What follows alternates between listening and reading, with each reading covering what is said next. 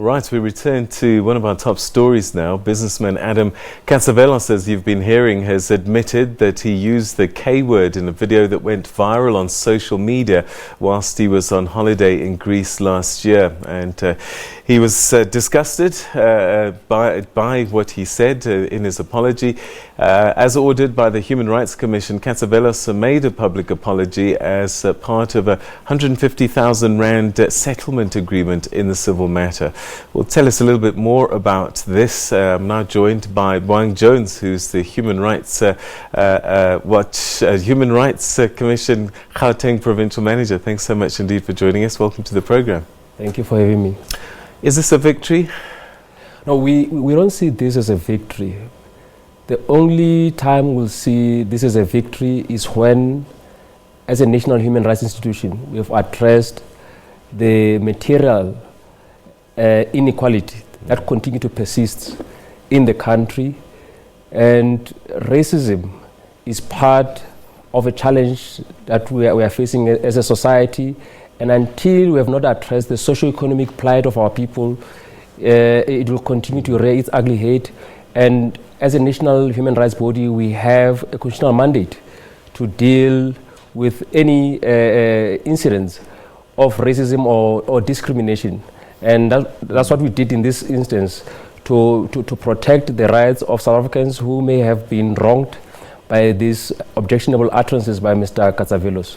Do you think that fining people and giving them hours doing work in the community, will this be a deterrent, or is this more a message to say, think about what you're saying and what you're doing?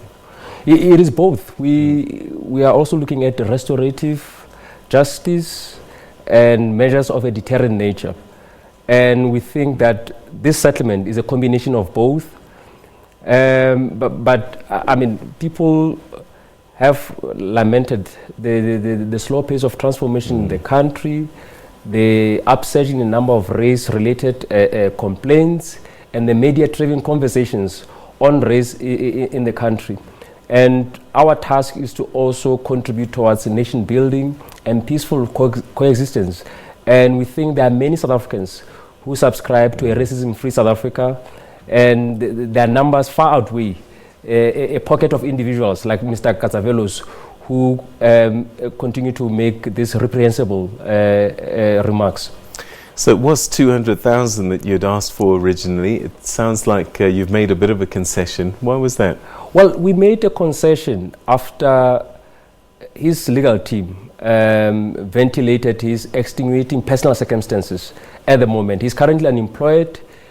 His wife is also unemployed. She was dismissed after this self-recorded video went viral. His kids have also suffered a lot as a result of this, and he's not been in business over the last 12 months.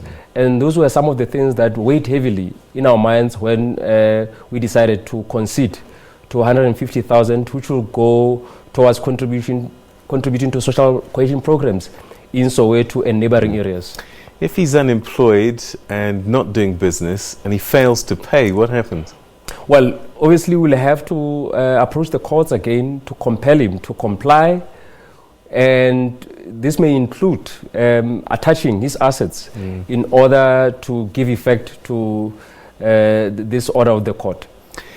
There were people watching earlier today and watched his apology, and he said a lot of things, and some people might be saying, you know what, he's just saying this to get out of trouble.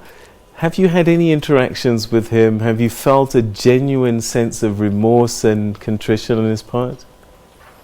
Well, we've had a number of constructive interactions with Mr. Catzavelos and his lawyers, and he's always been keen to settle this matter. In fact, in his answering affidavit, he outlined how this matter has affected him personally, and how he now views racism differently.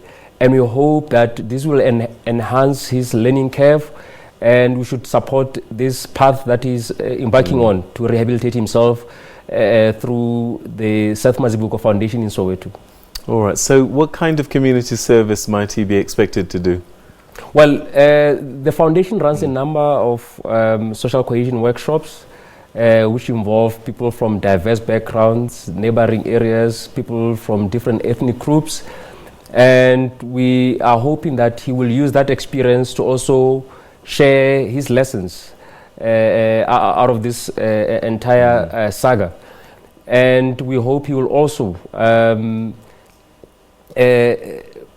convey this to other South Africans who, I think, there are sectors of our society that are still, that still require attitudinal change, particularly when it comes to whether it's race or gender discrimination. Yeah. All right, I suppose perhaps finally, there's still pending court cases for him. EFF have brought one, Greek authorities, but as far as you're concerned, as the Human Rights Commission, this is now a closed chapter. On hate speech application that we made, this is the end of the chapter. We'll continue to monitor the implementation of the court order, and we'll now move on to the next case. We do not only deal with racism cases, so we deal with a number of discrimination-related matters, and we'd like South Africans to continue using our services, which are for free, to strengthen our democracy and to protect and promote human rights in South Africa. All right, Mr. Jones, thanks very much indeed for coming through and sharing your thoughts with us. Thank you. Thank you. All right, okay, we'll move on.